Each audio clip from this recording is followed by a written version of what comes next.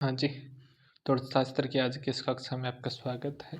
अर्थशास्त्र विषय जो है उसके पिता एडम स्मिथ है। इसको 2 भागों में विभाजन करने का काम रेगनर फ्रिस्क ने किया तथा इसके जनक एडम स्मिथ है। इस बात को ध्यान रखेंगे। अपन जानेंगे कि बैंक क्या होती है, कि एक ऐसी संस्था जो जनता से जमा स्वीकार करती है तथा उन्हें ऋण प्रदान करती है, ऐसी संस्था बैंक कहलाती है। बैंक के अपन ने भी काम पढ़ा कि जमा स्वीकार करना। 2 तरह का जमा स्वीकार किया जाता है, मांग जमा तथा समय जमा। मांग जमा एक ऐसा जमा होता है जिसकी मांग खाताधारक द्वारा कभी भी की जा सकती है। समय जमा एक ऐसा जमा होता है जो एक निश्चित अवधि के लिए जमा होता है, जो बैंक किन्हीं शर्तों के साथ जमा करता है और एक निश्चित अवधि बाद ही वापस लौटाता है। दूसरा बैंक का प्रमुख काम होता है ऋण प्रदान करना। बैंकों का इतिहास, बैंक की शुरुआत कहाँ से होती है? देखिए, विश्व की दृष्टि में मैं बात करूँ तो आधुनिक बैंक की शुरुआत 1157 में इटली शहर से हुई, जहाँ बैंक ऑफ वेनिस की स्थापना की गई। जी हाँ, 1157 में बैंक ऑफ वेनिस की स्थापना की गई, जो विश्व की पहली बैंक थी। इसके अलावा आप बताऊं तो 1401 में बैंक ऑफ बार्सिलोना की स्थापना होती है, 1407 में बैंक ऑफ जेनेवा की स्थापना होती है और 1694 के अंदर बैंक ऑफ इंडिया की स्थापना हुई। भारत में आधुनिक बैंक की शुरुआत 1770 में कलकत्ता से हुई, जहां पर अलेक्जेंडर एंड कंपनी द्वारा यूरोपीय पद्धति पर आधारित बैंक ऑफ हिंदुस्तान की स्थापना की गई। अगर आपको पूछे कि भारत का पहला बैंक कौन सा था, तो बैंक ऑफ हिंदुस्तान था, जो 1770 में अलेक्जेंडर एंड कंपनी द्वारा स्थापित किया गया। और अगर आपको पूछे कि ये किस पद्धति पर आधारित था, तो आपका जवाब होगा कि ये यूरोपीय पद्धति पर आधारित था। उसके बाद ब्रिटिश इंडिया कंपनी BEIC के द्वारा 3 प्रेसिडेंसी बैंक की स्थापना हमारे यहाँ की जाती है, जिसमें पहली थी 1806 में बैंक ऑफ बंगाल, 1840 में बैंक ऑफ बॉम्बे और 1843 में मद्रास बैंक।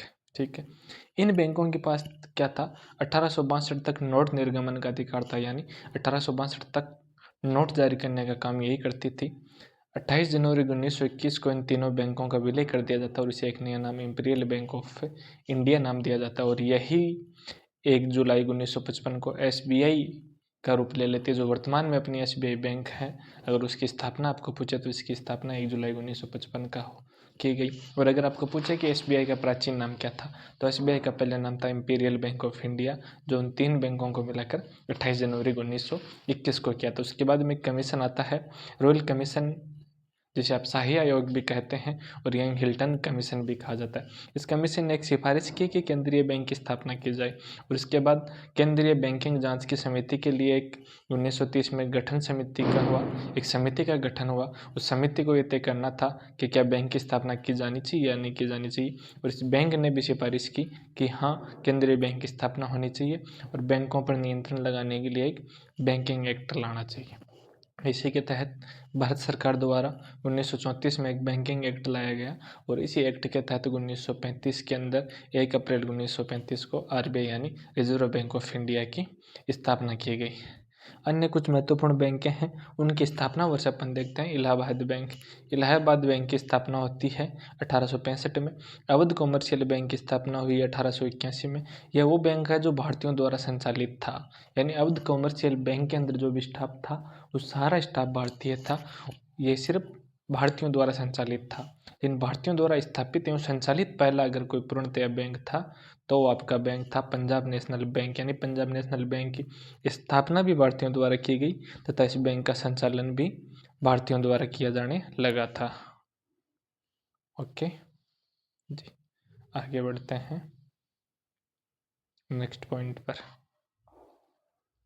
नेक्स्ट पॉइंट है, RBI को मजबूती प्रदान करने के लिए RBI एक्ट 1949 लाया गया। RBI विनियम अधिनियम 1949 के नाम से इसे जाना जाता है।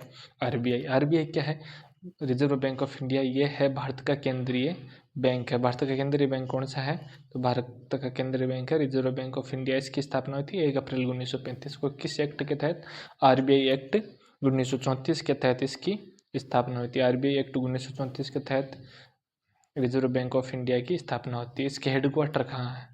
इसका हेडक्वार्टर को जिक्र करते हैं। देखिए, 1937 तक इसका हेडक्वार्टर कलकत्ता में था और 1937 में इसका हेडक्वार्टर मुंबई में कर दिया गया और वर्तमान में भी ये मुंबई के अंदर है। इसकी प्राकृतिक सांविधिक है और जब इसकी स्थापना हुई उस समय इसकी अधिकृत पूंजी 5 करोड़ थी, जिनमें यानी कुल इसके 5 लाख शेयर थे और प्रति शेयर की कीमत 100 रुपये थी। इसका राष्ट्रीयकरण 1 जनवरी 1949 को हुआ और इस समय इसके जो गवर्नर थे वो थे C.D. देशमुख।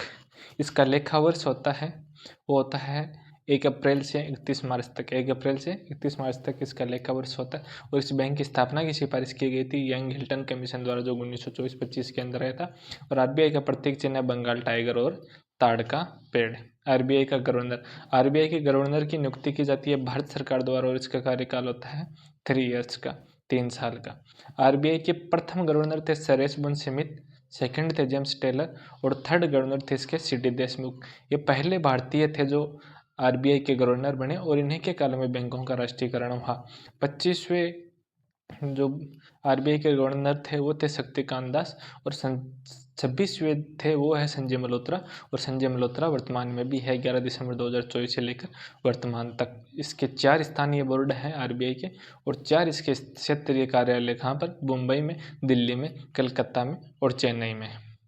स्थानीय बोर्ड के अंदर क्या होते हैं, 4 निदेशक होते हैं और 5 सदस्य होते हैं। इनकी कार्यकाल 4 साल का होता है। ये आरबीआई की संरचना पढ़ते हैं। आरबीआई के प्रबंधन और निर्देशन के लिए केंद्रीय मंत्रिमंडल होता है जिसमें कुल 21 सदस्य होते हैं। वो 21 सदस्य किस प्रकार होते हैं, उनमें से एक तो होता है गवर्नर, 4 होते हैं डिप्टी गवर्नर, 2 सरकारी अधिकारी होते हैं जिनकी नियुक्ति गवर्नमेंट ऑफ इंडिया द्वारा की जाती है। इसके द्वारा भारत सरकार द्वारा नामित 10 निदेशक होते हैं और 4 स्थानीय बोर्ड के निदेशक होते हैं। आरबीआई के कार्य देखते हैं। आरबीआई के प्रमुख कार्य हैं नोटों का निर्गमन, सरकार का बैंक है, बैंकों का बैंक है, बैंकों को लाइसेंस देना रद्द करना, विदेशी विनिमय का नियंत्रण करना और साख नियंत्रण यानी क्रेडिट कंट्रोल।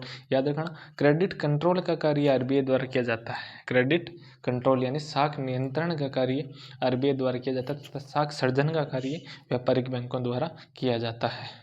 विकासात्मक कार्य के रूप में बात करें तो आरबीआई के विकासात्मक कार्य वित्तीय साक्षरता को बढ़ावा देना, वित्तीय समस्याओं को बढ़ाना, बैंकों का डिजिटलीकरण और जागरूकता को बढ़ावा देना। आइए एक एक को देखते हैं। नोटों का निर्गमन, 1 रुपये के नोट व सिक्कों को छोड़कर शेष सभी जो नोट होते हैं वो आरबीआई जारी करता है।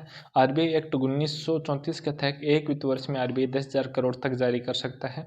आरबीआई का वित्त वर्ष अपन ने पढ़ा कि 1 अप्रैल से लेकर 31 मार्च तक इनका वित्त वर्ष होता है। आरबीआई नोट जारी करने के लिए न्यूनतम आरक्षित प्रणाली का उपयोग करता है। सरकार का बैंक, आरबीआई क्या होता है, सरकार का बैंक होता है। बैंकों का बैंक, आरबीआई को बैंकों का बैंक भी कहा जाता है और ये विदेशी नियम विनिमय पर भी नियंत्रण रहता है। इसके अलावा साख सर्जन होता है जो साख नियंत्रण, साख कंट्रोल, क्रेडिट कंट्रोल, इसको अपन बाद में विस्तार से पढ़ेंगे। धन्यवाद।